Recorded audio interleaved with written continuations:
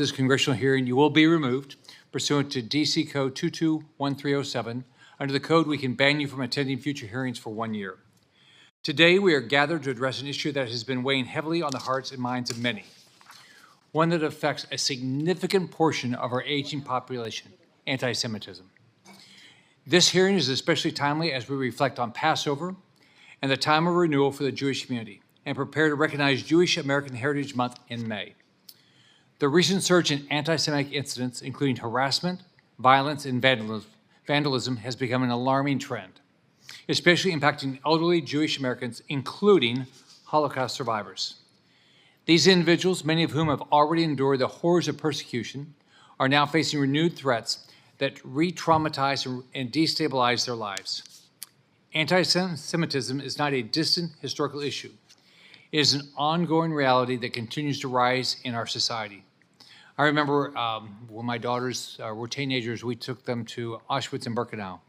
And you can read everything you want to read, you can go to a Holocaust museum, but going there and seeing the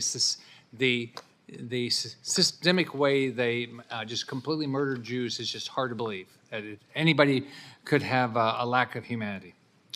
Older Jewish Americans overwhelmingly recognize the increasing threat of anti-Semitism. In fact, according to the American Jewish Committee's 2024 State of Anti-Semitism in America report, 96% of Jewish Americans over the age of 65 recognize that anti-Semitism is a problem in the U.S. today. More than 94% of Jewish Americans aged 50 to 64 report an increase in anti-Semitism over the past 5 years. 43% of Jewish Americans over 50 have avoided wearing Jewish symbols or public identifying as Jewish out of fear. These statistics are not just numbers, they represent lives, families, and communities being impacted by fear and violence. This should not be happening. Beyond the statistics, elderly Jewish individuals have faced direct acts of aggression. In recent years, reports have surfaced of elderly Jewish individuals being harassed in public, attacked at protests, and even killed in anti-Semitic incidents. A Holocaust survivor in New York was spat on and verbally abused. In California, Paul Kessler, a 69-year-old Jewish man, was struck on the head with a megaphone by a pro-Hamas protester, was hospitalized in critical condition, and eventually died from blunt force trauma. That is absolutely despicable. Such incidents have highlighted concerns among older Jewish communities, particularly Holocaust survivors, for whom these events re-traumatize past experiences of persecution. In my home state of Florida, we have a large population of both seniors and Jewish individuals, so this is deeply important to me and many, many, many in my state. In our first hearing of this Congress, I outlined my priorities for the committee to ensure the wellness of American seniors and broke it down to 4 key issues: achieving physical and mental health, establishing financial stability, living in a safe community, and securing family and community support systems. If you're afraid of being targeted just because you're Jewish, how could you possibly achieve these things? If you could be attacked on the street simply because you're wearing a Star of David or a yarmulke, and you don't feel safe going out for a walk or out to the gym to exercise, do you really have strong physical and mental health? Can you really say that you're able to live in a safe community, or that you can build a community support system when you feel isolated? When you think about the true impacts that anti-Semitism or any hate has on people every single day, you realize it disrupts every part of their lives. As we face these challenges, it is crucial that we listen to those directly affected. Today, we're very fortunate to hear from remarkable witnesses whose experiences, expertise, and commitment to the safety and prosperity of the older Jewish community and Jewish community at large provides invaluable insights into this growing crisis. Their voices will help us understand how we can better protect our elderly Jewish citizens and ensure their safety in their communities. We will hear from individuals who have witnessed and lived through these horrors, including a Holocaust survivor, who will share their personal stories and perspectives. These stories are not just a reminder of our shared history, they're a call to action urging us to stand together as a country and as a congressional body and work to eliminate the rising tide of hate. I believe that this issue is not just one for Jewish communities to address, but one that requires our collective action. This is a bipartisan issue that requires a unified response, and today we'll explore the steps Congress can take to combat anti-Semitism and protect seniors. We must act with urgency because every day that we allow hate to grow unchecked, we risk the safety and dignity of our fellow Americans, especially our most vulnerable senior population. I want to take a moment to recognize a few groups that are here today: AIPAC, the Republican Jewish Coalition, Zionist Organization of America, the Endowment for Middle East Truth, and members of George Washington University's Jewish community. I also want to recognize former Congresswoman and my friend, Eliana Ross-Layton. Thank all of you for being here, for this important hearing, for all you do for our Jewish community all over the United States. I look forward to hearing from our witnesses today and working with my colleagues across the aisle to take meaningful action against this persistent threat. Now we'll hear from the Ranking Member Gillibrand. Thank you, Chairman Scott, for holding today's hearing. It couldn't come at a more important time for our nation, for New Yorkers, for people all across this country, and frankly, people all across the globe. I want to thank our witnesses for being here today. Each of you are experts in this issue. I thank the work you do for your congregants, the work you do for your communities, and I particularly want to thank David Schaecter for giving us his personal testimony, which I can't imagine how difficult it is to tell stories like that over and over again across your lifetime. It makes a huge difference that you are here for us. Not only do American Jews feel less safe in the wake of October 7th, but I have heard from so many constituents that their anxiety levels are constantly off the charts, that there are macroaggressions and microaggressions, but the feeling of anti-Semitism and the feeling of being attacked and the feeling of being isolated is prevalent. These are not normal times, and since October 7th, we have seen violence against Jews continue to grow. We've seen incidents of anti-Semitism heighten. We've seen students on campus be so isolated and so personally attacked that they can't learn. This is not the United States that we are proud of. We need a United States that holds up the equality and civil rights of all of its citizens. And by speaking out today on these issues of anti-Semitism, we are creating a record about what is happening and what needs to be done. Now, we know that people who have survived decades and decades of violence and anti-Semitism have experienced the worst kind of anti-Semitic hate and violence. We have used the phrase never again. But do we really mean never again? We use the phrase never forget. But have we really meant never forget? And what happened on October 7 is the most egregious nightmare, the most disgusting, horrific, inhumane, barbaric attack that I've ever heard testimony about or seen video footage of. Satanic, evil, disgusting. We witnessed what happened in 2018 with the Tree of Life Synagogue. Worshipers, people in their safety of their own religious community, the safety of their synagogue being absolutely destroyed by someone who had murder and evil on their mind. Many of the victims were older adults who could not flee, who could not walk quickly, who could not take cover. Federally funded activities like the not-for-profit security grant program, which helps organizations like synagogues and churches and places of worship secure their buildings, hire security personnel, have barriers. That money is essential, and we have to continue to fund that program to its fullest. We have to work in Congress to provide top-down policies and resources that promote learning, allow for the effective prosecution of hate crimes, and empower law enforcement and communities to strengthen the ability to protect our neighbors. As a mom with college-age children, I can tell you, no campus should be unsafe for people because of what they believe, because of their faith, because they are Jewish. And so I call on every college campus to prioritize the safety of its students, and I think accountability is important. I do not agree that taking away NIH funding or research funding is the right approach, but I will stand with the students to make sure that these college campuses are safe no matter what. I look forward to the testimony of these witnesses. I thank the chairman for holding such an important hearing, and I look forward to the conversation.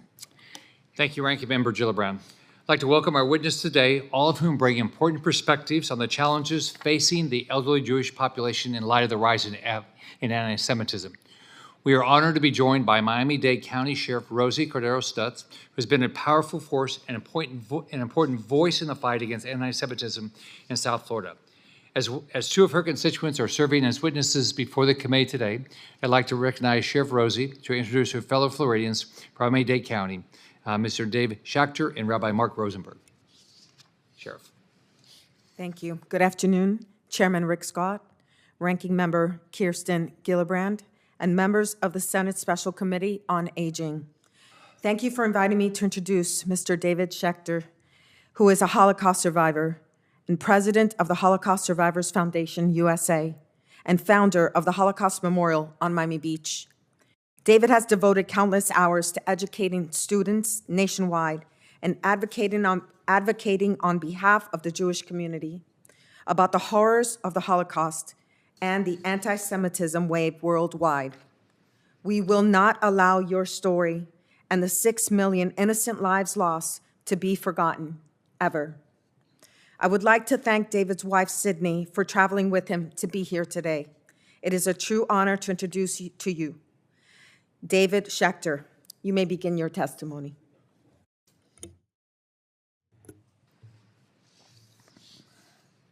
Chairman Scott, Ranking Member Gillibrand, members of the Aging Committee. My name is David Schaecter. I'm 95 years old and a proud American and a proud Jew and a survivor of 2 Nazi concentration camps. I'm a witness to the greatest act of anti-Semitism, where 6 million Jews were killed for no other reason other than being a Jew. I was born in a small town in Slovakia, Czechoslovakia, in 1929. In 1940, my father was taken away from our family by the government. That was the last time I saw him. A year later, I was 11 years old. The rest of my family were rounded up and placed into train cattle cars. The car fit more than 50 people, and they put in 80. There was nowhere to sit. We couldn't only stand or fall on top of each other. Sanitary facilities were limited to 1 bucket. Approximately 25% of the people were dead or dying when we arrived at Auschwitz. When we arrived at Auschwitz, the Nazis separated us. My mother was holding the hands of my 2 little sisters, Leah and Marianne, when they were taken away. This was the last time I saw them. Someone told my brother Jacobo to have me stand on his feet to appear taller, and I did at 11 years old. I was shaved bald and given a tattoo on my right arm. We were assigned to a work detail. We rose every day at 6 a.m. and walked 2 to 3 kilometers to our jobs, cleaning the rail cars that we arrived in. The floors were covered with human feces, urine, blood, and corpses. I still smell the taste of filth and the chemicals we had to use. The Nazis were not selective on how and who they beat or who they killed. Yaakov, my brother, would take beatings meant for me, and he shared his food with me.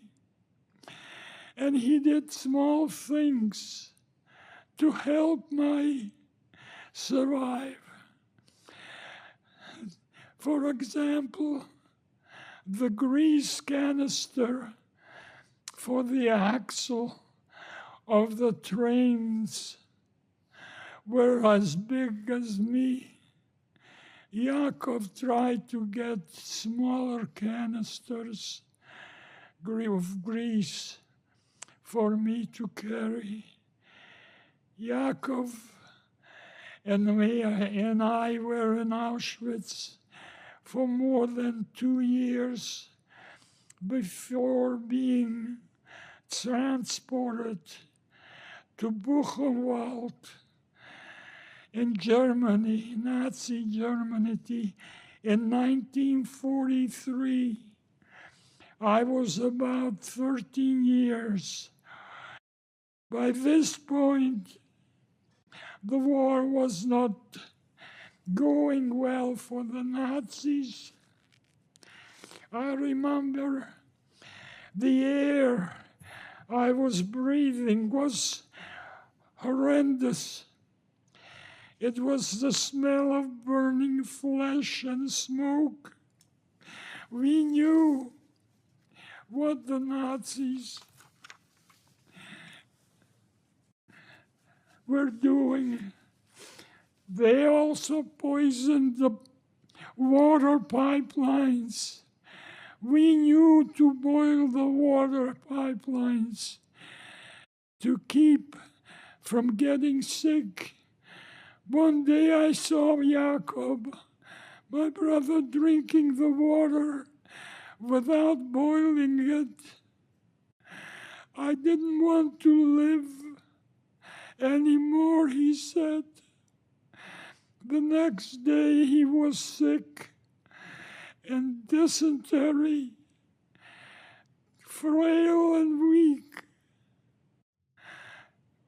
They marched us to work, but I could not pull him up, and I could not stop because the guards pushed his gun beside my head. I let go of Yaakov, and he just laid there. And he continued, and we continued. About 10 seconds later, I heard the sound of a gunshot. I knew they had shot him, and I never saw Jacobo after that. After almost a year, around November of 1944, I was placed on another rail car along the route near Passau, Bavaria. The U.S. Air Force bombed the train. I was alone without my brother to protect me. But I jumped out of the train car and I ran like hell to the forest. After 8 days, I was found by the Czech partisans. I was almost 15 years old and weighed 83 pounds. After recovering at the hospital at the end of the war, I returned to my hometown. I had hoped to find comfort, but instead I found more anti-Semitism. I had to hide in a barn on a family farm before making my way back to the train station back to go to Prague. Other Jews that returned had been killed. Many years before I learned my father had survived this Mauthausen concentration camp. It was actually a salt mine, but had died 3 days after the liberation of typhoid. Before the war, we lived on a farm that was in our family for 7 generations. I had lost 105 family members, siblings, aunts and uncles, and cousins, all murdered. Our land was taken, and I was an orphan. I came to America in 1950. I learned English in 9 weeks and went to college. Upon graduation, I married and started a family. Today, I have 2 children and 5 grandchildren and 4 great-grandchildren. I wish I could say that anti-Semitism stopped after World War II, but it rages on. On October 7, 2023, we saw Hamas kill 1,195 Jews. It's been over 570 days, and we still have hostages. These atrocities are and were barbaric, to say the least.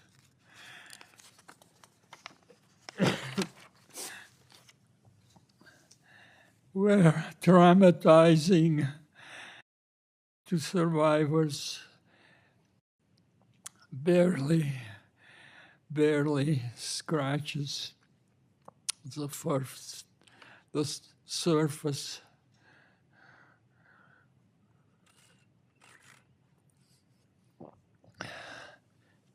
Protests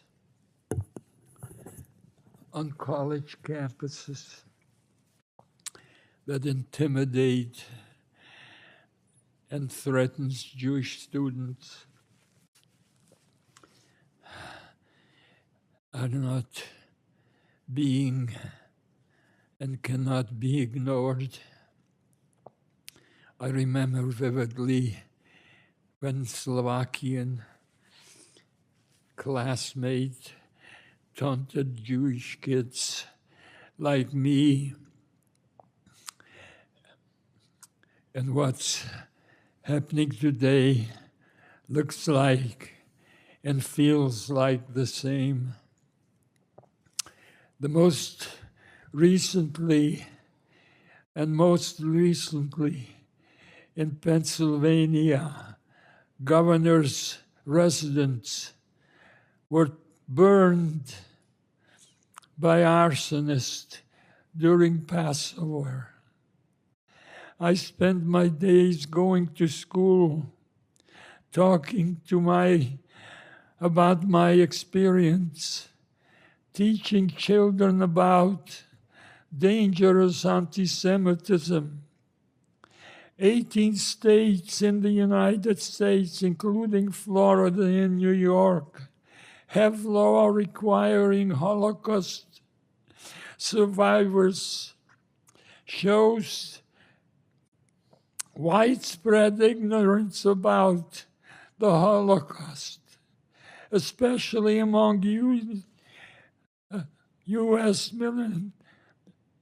millennials and GC. And we must do everything possible to educate our young people of the subject of restitution. We survivors have been pressing for years to ensure restitution of looted assets, such as stolen art, which is critical, documenting the realities of the Holocaust. That is why survivors and our families strongly support amendments to HERE Act and other legislation that will enable families to recover their property from those who still want to profit from the Holocaust. This is also important because part of Shoah terrible legacy is that for the past several decades, nearly half of all the survivors lived and died in poverty without the adequate food, medicine, or home care. Survivors suffer from extreme physical and mental health challenges due to the long-term effects of starvation, beatings, disease, malnutrition, and the murders of our loved ones. I am here reminding everyone that there is still thousands of survivors alive today who are in desperate need and who cannot be forgotten. Thank you for having this hearing on anti-Semitism. It has been a problem, and God Almighty, it still is a problem. Thank you.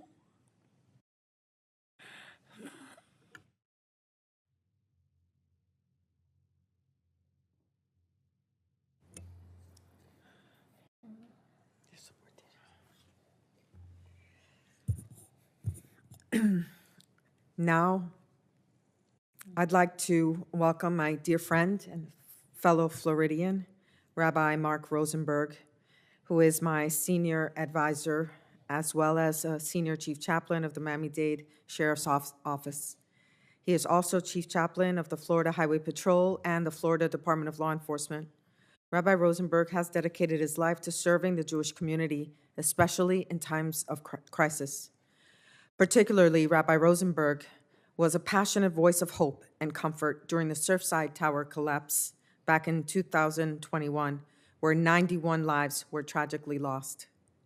His leadership in Florida has helped to bridge the gap between law enforcement and Jewish communities, ensuring that cultural competency and safety are priorities in dealing with acts of hate. Thank you for being such a strong voice for the Jewish community in the state of Florida. You may begin your testimony. Thank you, Sheriff. Chairman Scott, Ranking Member Gillibrand, members of the committee, good afternoon, and thank you for inviting me to speak on this pivotal issue. As a law enforcement chaplain and director of Chesed Shalemus, I work with many in the aging population, particularly during end-of-life crises. The rise of anti-Semitism is an issue that is discussed far too often as people are genuinely concerned about their safety in this online cesspool of hate. When hate is allowed to simmer, it spills into the streets, confirming people's worst anxieties. But there's one group whose fear is more palpable than others: the elderly. The aging population held on to the hope that the hatred they witnessed in their youth was a subject of history, a burden they need not and should not pass on to their descendants. So they stayed silent. Why stress their children and grandchildren if the present reality doesn't reflect the trauma of the old world? But on October 7th, the elderly saw their grandchildren slaughtered for being Jewish. They came face to face with the horrific news that the past they thought they left behind will be the future. Perhaps the burden they thought was unnecessary to carry was just an illusion, and the iron grip of evil will once again take hold of the world. Why do the elderly have more trepidation than everyone else? Because they've seen this movie before. They know how this starts. They saw Jews barred from colleges and Jewish businesses boycotted in 1933. Are we not seeing the same in 2025? The Holocaust didn't start in 1941. The tracks to Auschwitz were laid much earlier. I'm not claiming there will be another Holocaust in 9 years, but if we're being honest, the Holocaust didn't start in the 1900s. It was the conclusion of anti-Semitism that had fermented for centuries. After the war, the elderly thought that the Holocaust was the final chapter in the story of anti-Semitism. They believed the greatest country in the world had given them and their descendants unprecedented freedom. That is why they raised their children in the United States without passing on the trauma of their youth. But now the aging population is not just worried about the anti-Semitism of the grandchildren face today.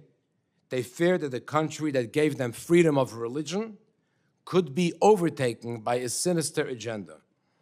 If you had asked them before October 7 whether a Holocaust or a Spanish Inquisition could ever happen again in America, the answer would be a resounding no. But now, such an assertion seems far less certain. Maybe not today, maybe not tomorrow, but perhaps one day. What happens in 40 years when college campuses is the new government? They never thought they would see this movie again, but here we are at the opening scene. The question is, will we drive the train off its tracks before it reaches Auschwitz? I know this sounds intense, but these are the very real concerns of the elderly. After all, who knows the movie better than they do? What will calm their fears? Consequences before it's too late. If my child runs into the street and I remain silent, I may not support it, but I can guarantee it will happen again. If there are no consequences for those who intimidate and bully under the guise of free speech, they will be emboldened to take more ground until we reach a dark place. For too long, people filled with hate had left safe enough to show up at synagogues, educational facilities, and public spaces spewing hate and anti-Semitism. They've bullied, intimidated, harassed, terrorized, and threatened in the hope of provoking a reaction. In Florida, the laws halt such acts and provide consequences for those who harass based on religion or ethnicity, and even imposes felony charges. If we take legitimate action, we can stop hate and anti-Semitism before it spirals out of control, as it has so many times in history.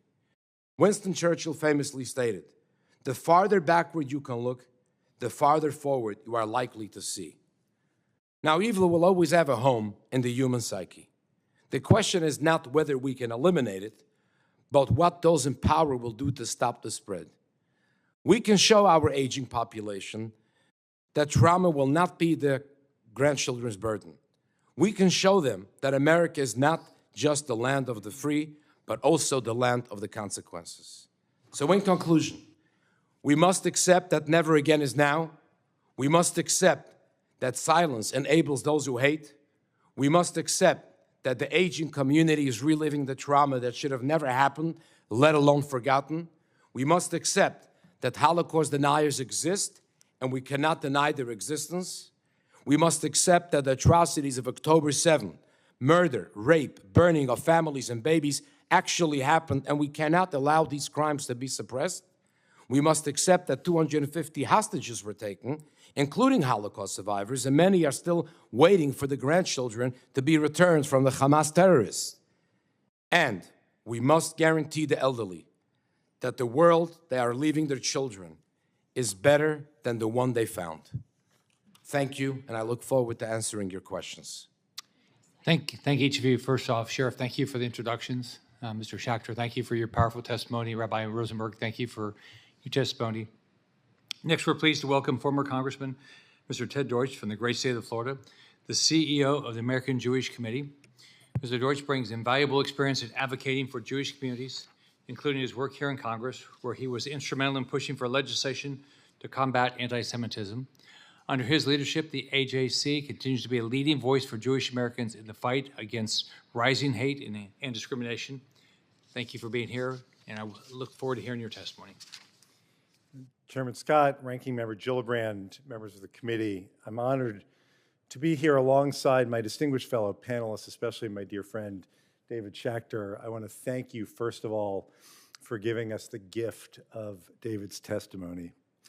I am the CEO of American Jewish Committee, a global nonpartisan advocacy organization that stands up for Israel, that confronts anti-Semitism, and that upholds the democratic values that we cherish. I note that in this committee's history, there has never been a hearing on anti-Semitism. This hearing, unfortunately, is both necessary and historic. I thank the chairman and ranking member for holding this hearing, and I applaud your commitment to tackling anti-Semitism in a nonpartisan and bipartisan manner. Earlier this year, AJC released our annual State of Anti-Semitism in America report. The top lines are startling. 73% of American Jews feel less secure than they did a year ago. 56% have changed their behavior because of fear of anti-Semitism. In short, your constituents are deciding not to be openly Jewish because they fear they will be targeted. That's not the America any of us want. And of the 1.6 million American Jewish seniors, including more than 30,000 Holocaust survivors, 43% are worried that they will be victims of anti-Semitism, and more than half worry that their loved ones will be. And they have reason to worry. They see anti-Semitic hate online. They saw posters of Holocaust survivors torn down just last week in New York. They hear from their grandkids about campus anti-Semitism. It doesn't matter who is targeting Jews, whether it is the far left or the far right. For us, the hatred and the fear are the same. Anytime a Jewish person is under threat, it affects every Jew because we are all interconnected. But rising anti-Semitism isn't just a Jewish problem. It's a crisis for our democracy and our society. Anti-Semitism divides us. It weakens our social cohesion. It impedes our ability to solve the challenges that we face. This moment demands bold actions from our leaders. So what can Congress do to fight anti-Semitism at its roots? Well, in order to fight the foundation of anti-Semitism, we have to stamp out misinformation about the Jewish community. We do that by educating people about the Holocaust and about anti-Semitism. AJC's Translate Hate is one such resource. Building off the success of the reauthorization of the Never Again Education Act, we also urge Congress to pass the HEAL Act, to direct the U.S. Holocaust Memorial Museum to ensure that every student in America understands why we say never again. To counter the scourge of anti-Semitism that has rocked campuses and classrooms across the country, we urge Congress to pass the Anti-Semitism Awareness Act and the Protecting Students on Campus Act. Both are bipartisan bills that would help identify anti-Semitism and empower students to report Title VI violations they experience. We urge Congress also to work with the Trump administration and support the Department of Education Office for Civil Rights, including by providing at least $162 million in the FY26 appropriations process. I also point out that closing more than half of the OCR regional offices and cutting the number of Title VI investigators means that fewer cases will be investigated and thoroughly and timely dispensed with. Students deserve to know that the federal government will be there for them and will step in when their rights are violated. In order to combat the inferno of online anti-Semitism, we urge Congress to consider targeted and narrow reform of Section 230 of the Communications Decency Act to tackle online anti-Semitism that leads to violence in the real world. And social media companies should enforce their own rules meant to prevent harassment and hatred on their platforms. It's also imperative to protect the Jewish community from the threats we are facing now, and we urge Congress to immediately work with the Trump administration to unfreeze vital funding associated with the nonprofit security grant program and provide necessary funding so that the security needs of nonprofits like synagogues and Jewish community centers are met. And finally, to best guarantee these efforts are as effective as possible, we urge Congress to work with the Trump administration to counter anti-Semitism by taking a whole-of-government approach in its fight. And just as we fight anti-Semitism and protect the Jewish community, so too must we lift up the voices and lived experiences of Jewish Americans. Tomorrow marks the start of Jewish American Heritage Month. Congress should codify this month into federal statute to ensure that the contributions and sacrifices that Jewish Americans have made to our country are celebrated every year.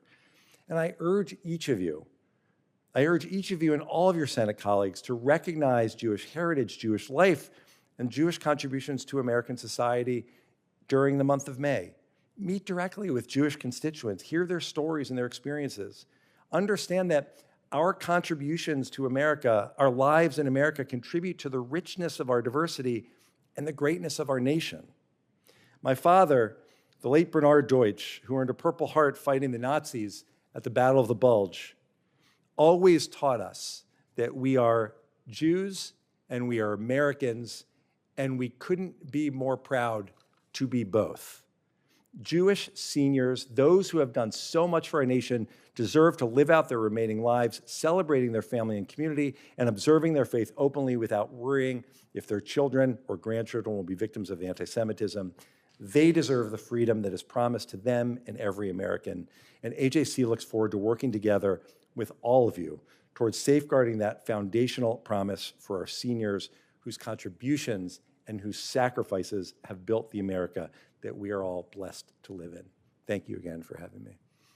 Congressman, thanks for being here. Thanks for your testimony, and thanks for what you do. Now, I'd like to recognize Ranking Member Gillibrand to introduce the next witness. Thank you, Chairman Scott. I want to introduce Rebecca Federman.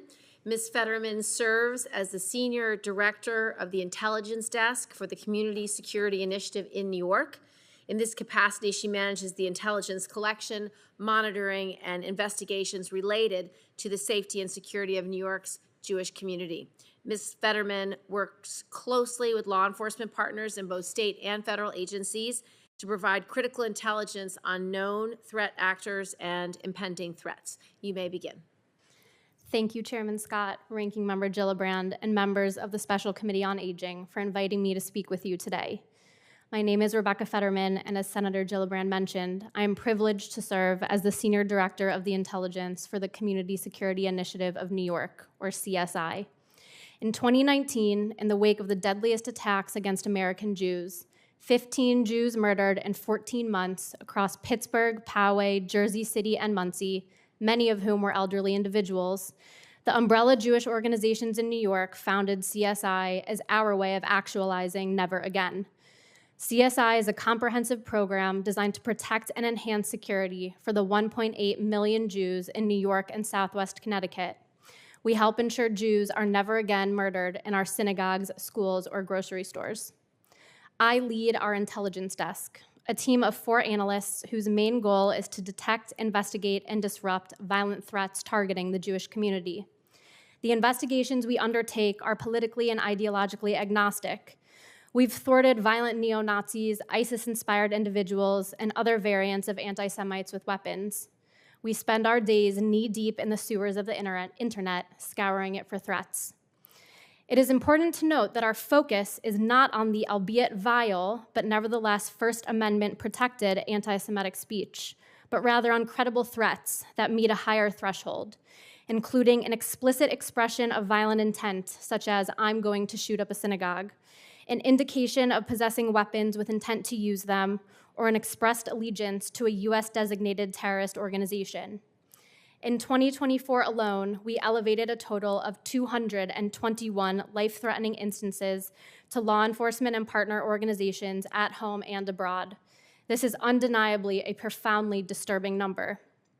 Just 2 months ago, one of my analysts detected a post on X in which the user indicated his intention to visit Central Synagogue, a prominent synagogue in Manhattan, naming the exact location, date, and time. In a subsequent post, he evoked Adolf Hitler and pledged to kill tenfold as many Jews if he was stopped. Working closely with the NYPD and New Jersey State Police, the individual was intercepted as he was en route to New York City. This is but one of many examples of the threats the CSI team has helped to thwart. Based on our analysis, the most acute threats against the Jewish community today stem from 3 main sources: individuals radicalized by the current Israel-Hamas war, ISIS-affiliated or inspired actors, or those fueled by white supremacist and neo-Nazi beliefs. Indeed, recent plots corroborate our triple threat assessment. In July 2024, a Canada-based ISIS supporter planned a mass casualty attack against Chabad's world headquarters in Brooklyn. In January 2025, based on a tip from CSI, a white supremacist in Massachusetts was arrested with weapons and a Nazi flag after he posted online that it was time to kill Jews. And of course, as David said, just a few weeks ago, Governor Josh Shapiro's home was firebombed during Passover, an act allegedly motivated by the governor's pro-Israel stance. A large-scale attack like one of these is not the only threat. Every day, Jewish Americans are victims of anti-Semitic incidents that range from vandalism and harassment to assault. Just last week, the Anti-Defamation League released its 2024 audit of anti-Semitic incidents, recording a record-breaking 9,354 incidents. Assaults increased by 21%, and 58% of the incidents contained elements of anti-Israel bias, perpetrated by both anti-Israel organizations and individuals and white supremacist groups. Particularly concerning is the 84% increase in anti-Semitic activity on college campuses. Since October 7th, Jewish students face intimidation, harassment, and disruptions to campus life. In response, CSI launched our Campus Security Initiative, working with Campus Hillel's Chabad rabbis and campus security professionals at 25 universities from Boston to Washington, D.C. We provide everything from event security funding and personal safety apps for students to weekly intelligence reports detailing trends, incidents, and upcoming protests. While not all campuses have seen the same level of disturbing activity, what we are witnessing on some is no longer mere protesting. At George Mason University, a student plotted an ISIS-inspired attack on the Israeli consulate in New York City. At the University of Pittsburgh, Jewish students were assaulted during a demonstration. And at Columbia University, Jewish students have been spat on, shoved, and chased off campus by mobs chanting, "We don't want no Zionists here." This is not activism. It is dangerous and growing more brazen by the day. To address the rise of anti-Semitism for the entire community, including the elderly, CSI recommends the following: increased funding to $500 million for the Nonprofit Security Grant Program, the passage of the Anti-Semitism Awareness Act, and a fully funded Office for Civil Rights within the Department of Education to effectively and efficiently investigate Title VI complaints. Thank you for your bipartisan leadership in fighting anti-Semitism. I look forward to your questions. Ms. Federman, thank you for your testimony. Thanks for what you do. Thanks for the lives you've saved. So thank each of you for being here today. Now we're going to go to questions. So let me start with Senator Tuberville. Thank you, Mr. Chairman, and thanks to all of you for being here and your heartfelt statements. Very, very much needed. Before I start my questions, I want to read a statement here from a good friend of mine. His name is Coach Bruce Pearl, who is currently in Jerusalem and will be there for a couple of weeks. He would have loved to have been here. Shalom from Jerusalem. I'm an American Jewish college basketball coach visiting my ancestral homeland. Yesterday was Israel's Remembrance Day. Today is Israel's Independence Day. This is a very emotional time for everyone here because this country has been at war since birth. Hours ago, I left Knesset, where I was in attendance along with Prime Minister Netanyahu, President Herzog, and about 1,000 citizens honoring the fallen. I'm angry. I'm very angry. What I would ask of this committee is the courage to speak to our educators. We must teach our children. I'm very proud that in the state of Alabama, we have mandatory Holocaust education for middle school students. If we choose not to teach them, somebody else will. None of us can explain. They can explain it or understand why the Jewish people have been targeted. We have to do two things. We have to protect ourselves from those who want to kill us, and we have to try to live exemplary lives so that maybe the uncertain won't hate us. Our educational institutions want to stay neutral, leaving our young people to find out the truth on their own. I am proud to be an American. This country saved my family's life, rescuing my grandfather from turnip hole in 1929. I will be forever grateful. God bless. Coach Bruce Pearl, Auburn University. The issue we're seeing today on college campuses, and this is from me, is being reinforced by the culture and values being taught on all the campuses. Good people in this country are being taught that Palestinians are the freedom fighters and the people who are being oppressed. They are being taught that the facts on the ground of the Middle East are not true. Why is this happening on university campuses? It's the same reason why our players would kneel for our flag and the national anthem, because they're not being taught to love this country. They've been taught that they're oppressed. They have not been taught to love and appreciate the opportunities this country gives them. They have not been taught what's really going on in the Middle East. Young people want to have a cause, and they have now chosen to stand against freedom because of lies and propaganda. So, Congressman, we have unfortunately seen anti-Semitic attacks spike since October the 7th. Hamas terrorist attack. Many of the victims of these attacks have been elderly Jewish Americans. How can the United States government better protect its citizens, particularly the elderly, from such attacks? Senator Tuberville, thank you. First of all, I appreciate your reading that statement from Coach Pearl, who stopped at the AJC Global Forum in New York on his way to Israel. We, as I'm sure you are quite proud of his leadership on these issues. There is an enormous amount that the Congress can do. It's important, though, to emphasize that facts really matter here, and what you said is so important. Some of the protests that we saw, the ones that happened on October 8th and 9th, were not protests about anything that Israel was doing. The IDF, the Israeli Defense Forces, hadn't even gone into Gaza yet to defend the people of Israel and the Jewish people. The people who took to the streets immediately called to the streets with signs that had a terrorist and a hang glider as their call to action, were there to do one thing, which is to support the Hamas terrorists who slaughtered 1,200 Jews and whose goal is the destruction of Israel and the massacre of Jews. Congress can play a vital role both in helping to keep seniors, Jewish seniors, and all Jews safe by focusing on security and nonprofit security grants. Congress can play an important role in helping everyone understand and identify what anti-Semitism actually is for those who don't spend time thinking about this the way that we believe the country should, in passing the Anti-Semitism Awareness Act. And we think that Congress can play a really vital role in making sure that on those campuses, that when the civil rights of Jewish students are violated, when anyone's Title VI rights are violated, that the Office of Civil Rights at the Department of Education has the funding necessary to actually conduct the investigations and hold those who committed these acts accountable. Accountability matters. On campuses across America, Jewish students have the right to speak out and feel safe like every other group on campus. Thank you. Rabbi, I am proud that we now have the most pro-Israel and pro-Jewish president of my life back in the White House.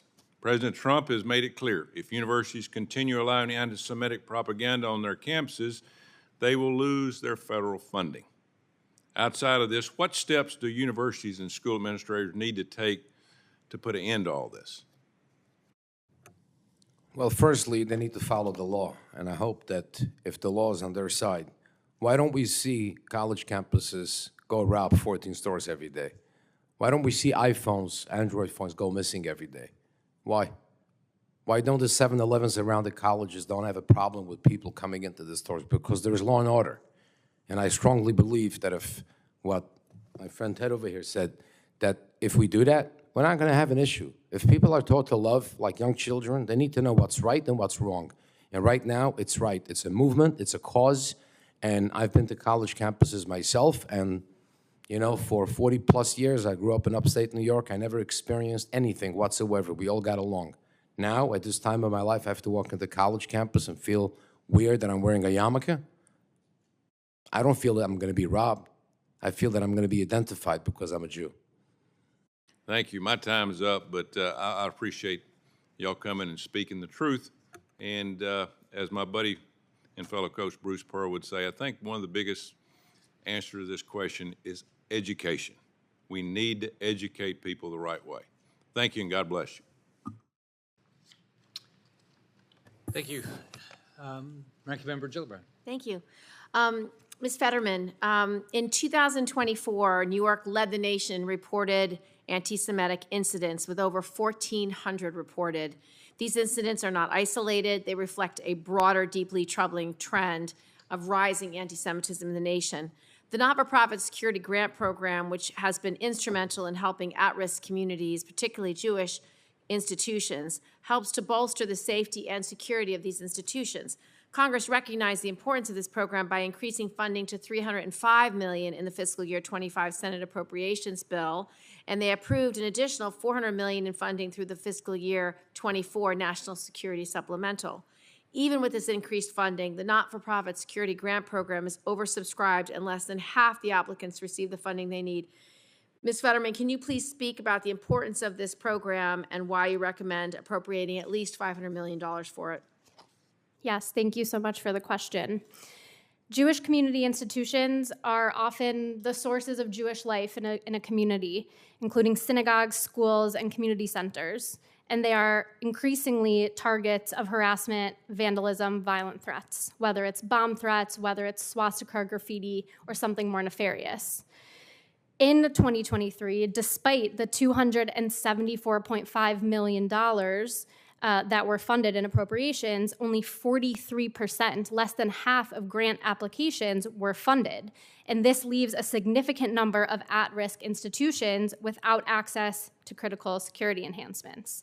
Expanding this investment in the same way will ensure that vulnerable nonprofits, synagogues, churches, et cetera, will have the necessary resources to harden potential targets, train for emergency scenarios, and protect their communities for those who seek to do them harm. And if I may just give an example as to how imperative these grants are and the work they actually do. In May of 2024 in Brooklyn, an individual attempted to run over Jewish students at a religious Jewish school in Brooklyn. He drove his car up on the curb, saw students outside, and tried to run them over. Now, they received NSGP funding, and we have helped them put up a fence. And this is going to ensure that never again will their students be at risk in the same way from a vehicle ramming attack. And so it is imperative that NSGP is funded further.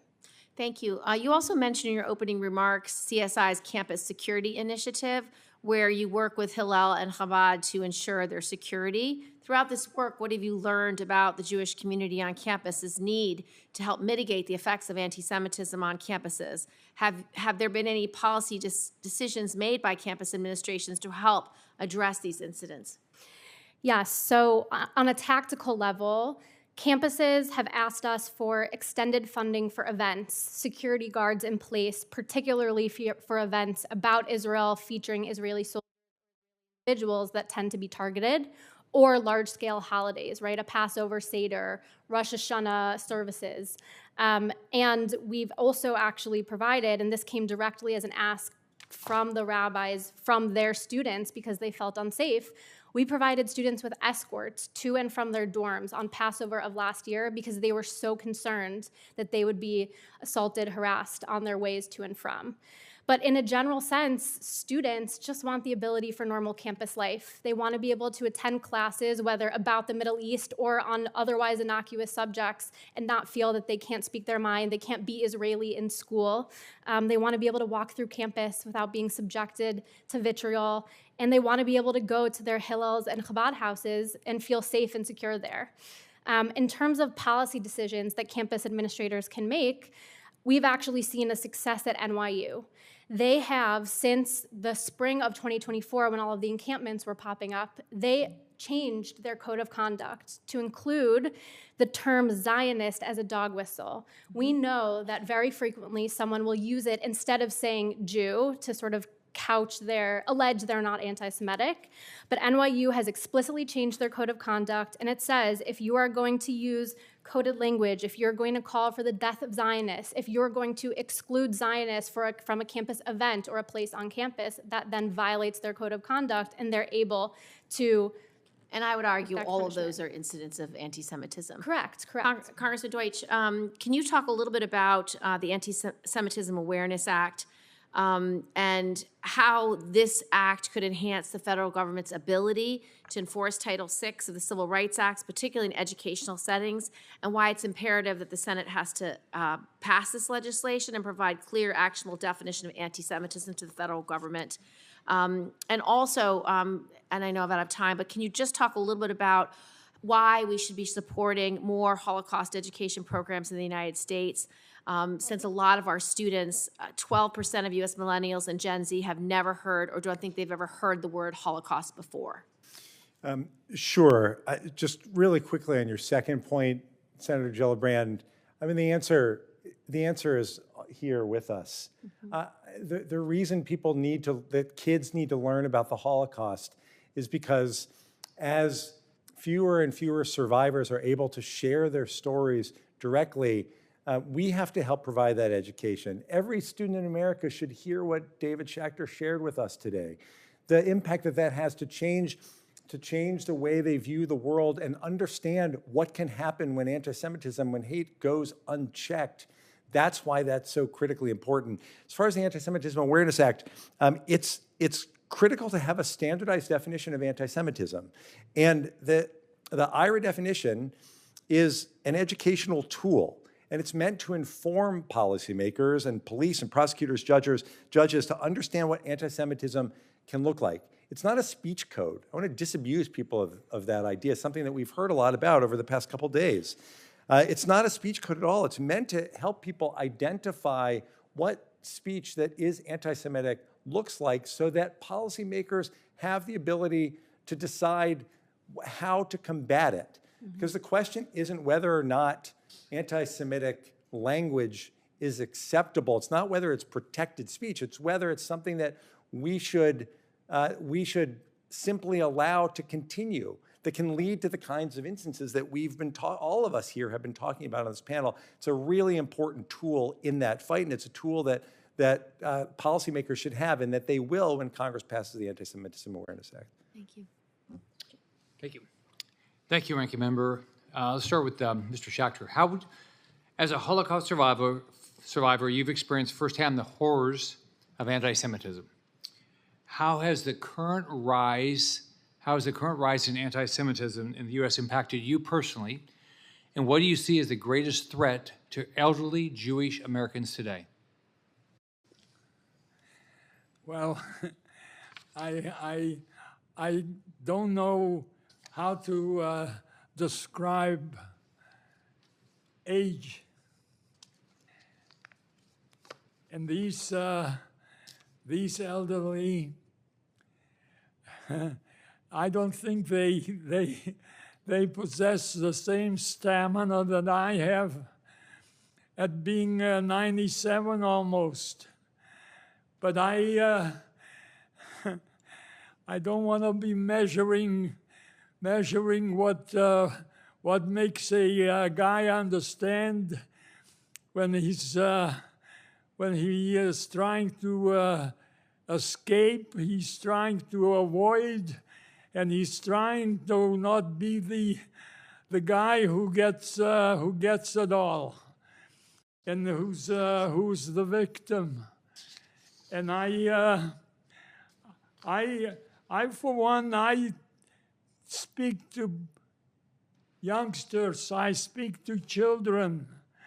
I beg them to look at me. And do they think that I'm someone to be scared of? And they say no. So if the children say no, why should grown-ups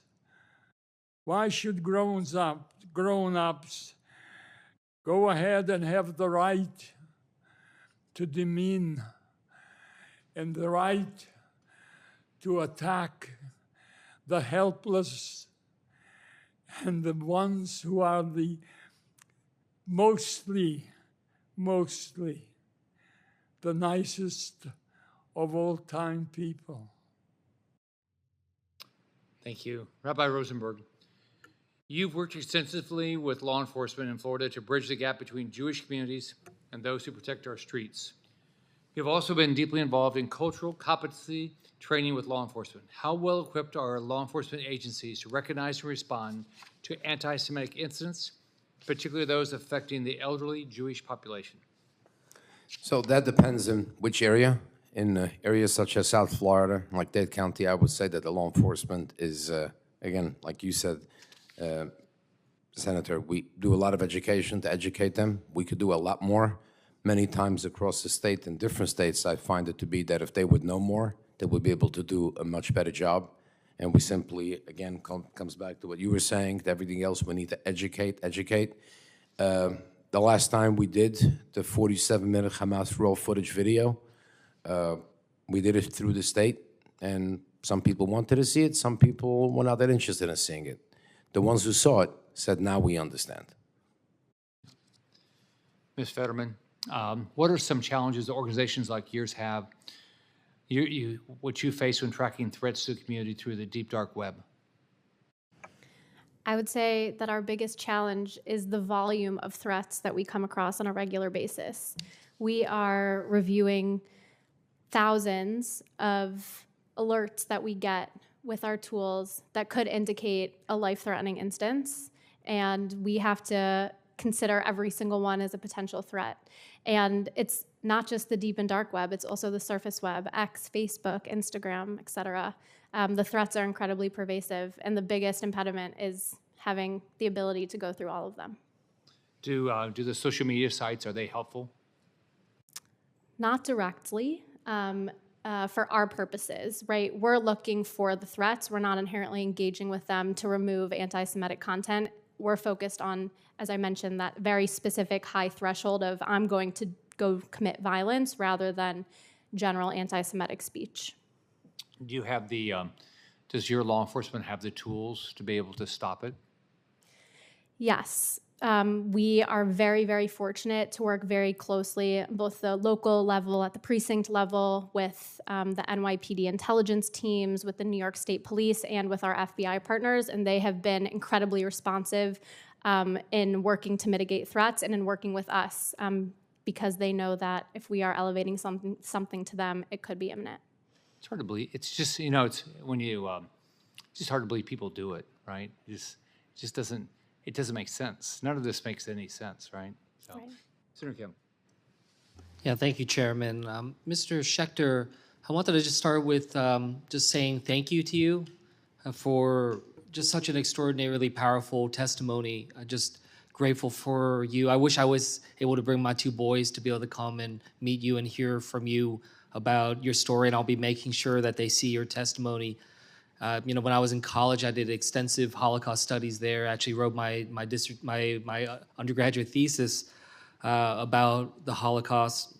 And I do think that we need to be doing more to be able to invest in that type of education with our youth here in the United States at this time. And the threat that you said, it's not just about what happened during the Holocaust and World War II, but what we've seen since October 7th. You know, I just about an hour, I guess a little over an hour ago, just got off the phone again with Idon Alexander's parents, talking to them directly about just the concern, the fear that they feel. And I can tell you how impactful that is to the Jewish American community in my home state of New Jersey, and just how fearful it's not theoretical. They feel it on a visceral daily level. And then with Idon Alexander's captivity still very much at the forefront of their minds. One thing that you said, Mr. Schaecter, I wanted to ask this actually to Congressman Deutch, because it was something that really stuck out to me. I wasn't going to ask about this, but you know, he said that thousands of survivors of the Holocaust who need help, and that really stuck out to me, because as we're talking about this on the Committee of Aging, you know, Congressman Deutch, there's a part of our government agency, the Administration for Community Living. I'm not sure how familiar you are with them, but they have a program called the Holocaust Survivor Assistance Program, something that I worry right now that is very much under risk because there has been this reorganization at HHS, the termination of the Administration for Community Living. Is this something that you're tracking? Is there a real concern that this could very well take away resources from elderly Holocaust survivors in their time of need, as Mr. Schaecter pointed out? Senator Kim, yes, we're tracking it very closely. But I can't let the moment pass to express appreciation, not just for your advocacy for the Alexander family, but for speaking about it here. The number of people have stopped me on my way in, thought that I had some garbage on my jacket. It's a piece of tape that has the number of days now, 572 days that Hamas has held hostages, 59 hostages, including Americans, including Idon Alexander. Everyone like you, Chairman Scott, has been a hero on this issue. Your voices in speaking out makes their stories real for everyone and keeps up the pressure to help bring them home. I wanted to thank you for that.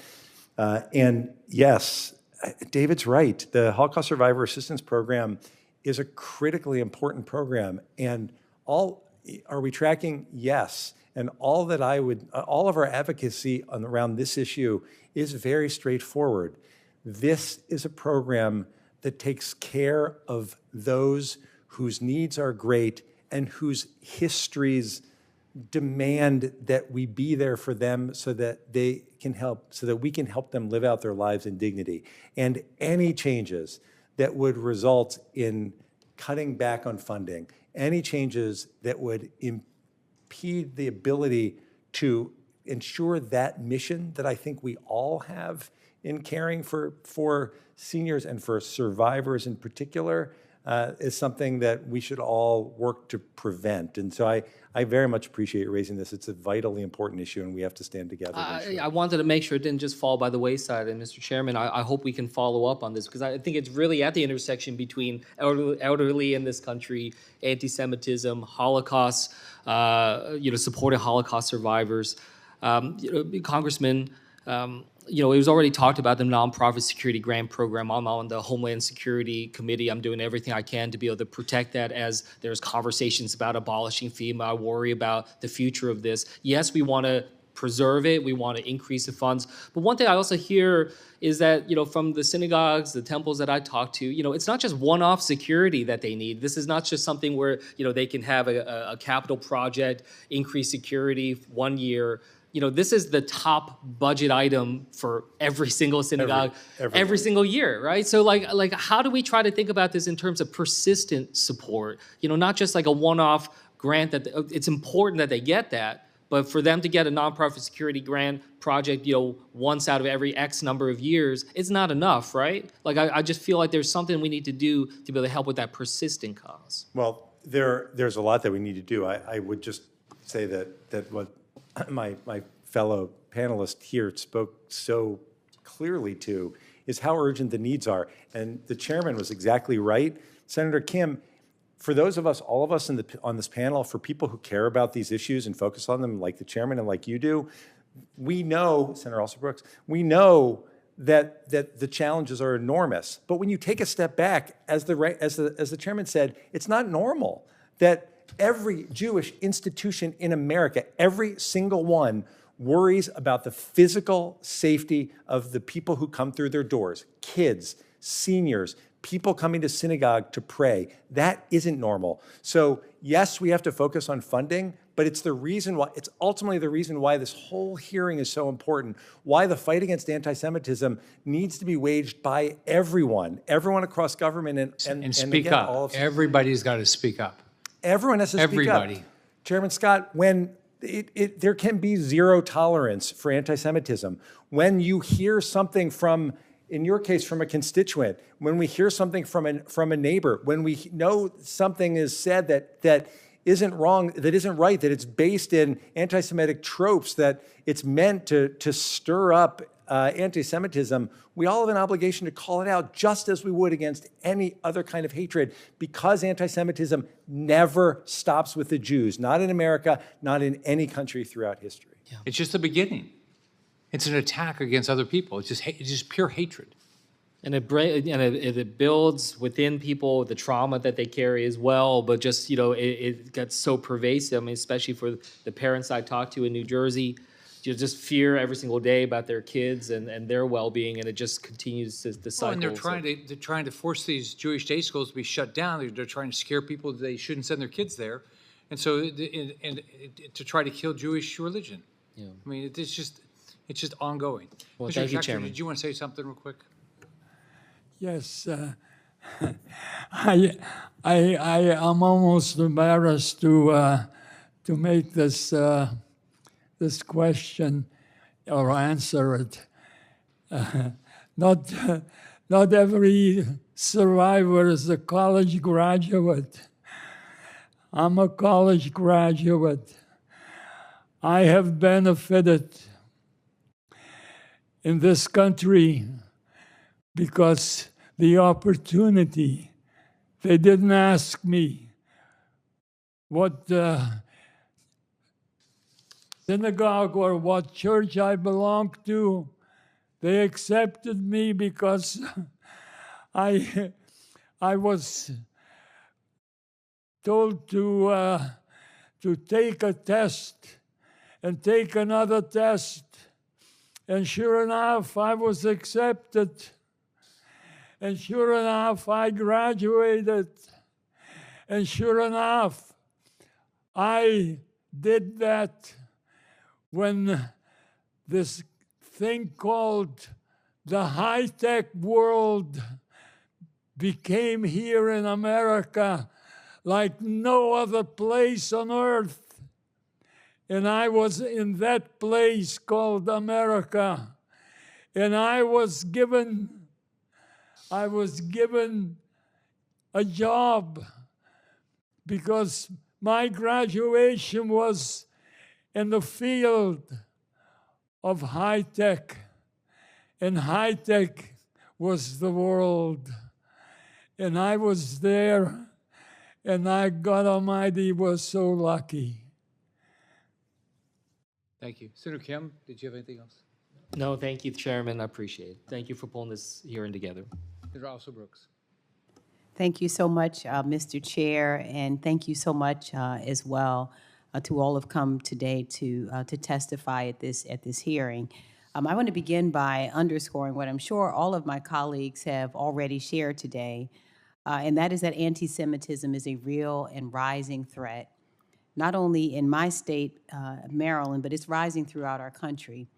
And any act of hate or form of discrimination is unacceptable and absolutely must be condemned. According to the Anti-Defamation League in Maryland, we saw a 211% increase in anti-Semitic incidents in 2023, including harassment, vandalism, and even assault. And just last month, a Baltimore man was sentenced for setting fire outside the Jewish Museum in Maryland. And these acts are intended, as we know, to stoke fear, to stoke division, and they have no place in our state or in our country. Now, I want to thank Mr. Schaecter begin by thanking you so much, sir, for being here today. Your survival story, your lifelong commitment to educating others is powerful. It is inspiring. We're really, really honored to have you here today. I just have a couple of quick questions. One of them is I'm a baby of the 70s. I was born in 1971 to be exact. And at the time that I was born on the edge of the civil rights movement.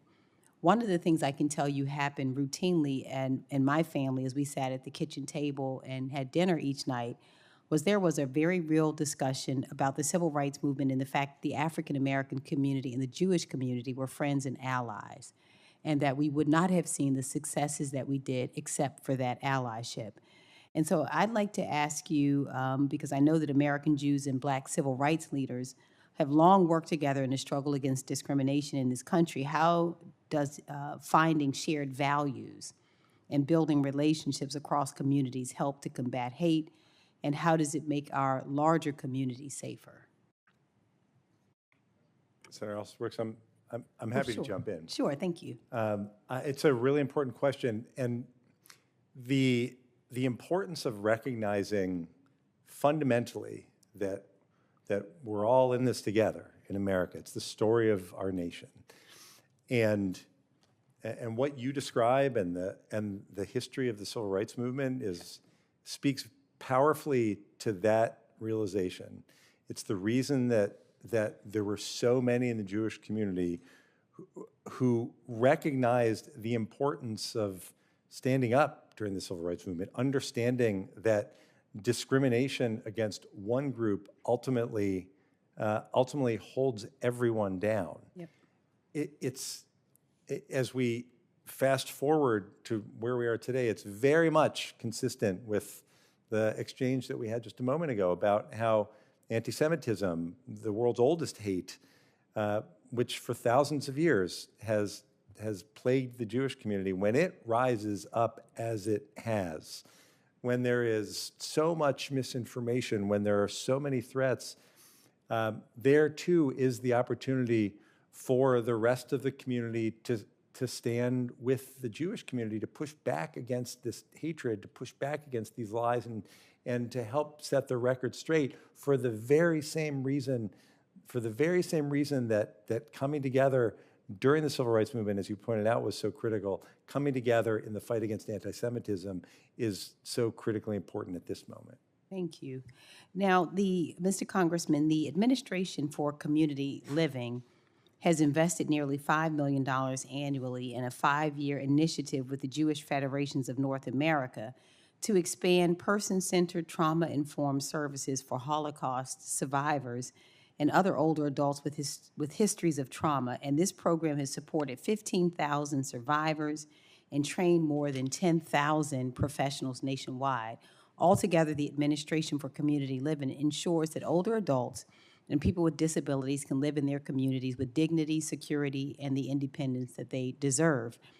Congressman, you used to represent a district with a large senior population, and I wonder if you might just be able to highlight, I know I'm running out of time, how disrupting the services provided to seniors, including Jewish seniors, harm our most vulnerable communities. Well, thank you, Senator Alsop-Brooks. It's very much, as you point out, it's the issue of not just need, but trauma and what it means when we have this moment, this last moment to ensure that the now small number of survivors can live out their lives in dignity.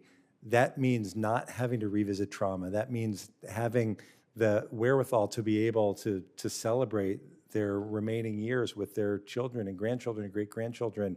And it means making sure that the means to do that aren't ripped away from them. And it's a really important point that you make, and I'm glad you brought that up. Thank you so much. Thank you, Mr. Chair. Thank you. Congressman, we've seen disturbing instances where individuals, including licensed healthcare workers, have made threats online, which is shocking, right? Implying that they would deny care or provide substandard treatment to Jewish patients. How would you respond to threats like these, particularly when they come from individuals in the positions of public trust like the healthcare sector? Chairman Scott, it's hard to believe, right? Right, and it starts, again, with no tolerance for it. When someone makes clear that, let's just be clear about one thing. As Rebecca said just a little while ago, what we've seen, especially online, is the willingness to determine that somehow it's acceptable to just replace the word Jew with Zionist, that just as people will acknowledge they can't get away with saying online or anywhere else that Jews aren't welcome, that Jews can't come, that Jews should be killed, that somehow when it comes to Zionists, and again, let's be clear, for the Jewish community, for the vast majority of Jews, Israel isn't just a country they care about, it's central to their religious identity, to their identity as part of the Jewish people. And so when they're told by a doctor or someone whose trust we need to count on, that they're not going to be accepted if they're Zionists, then they're being told that Jews can't come.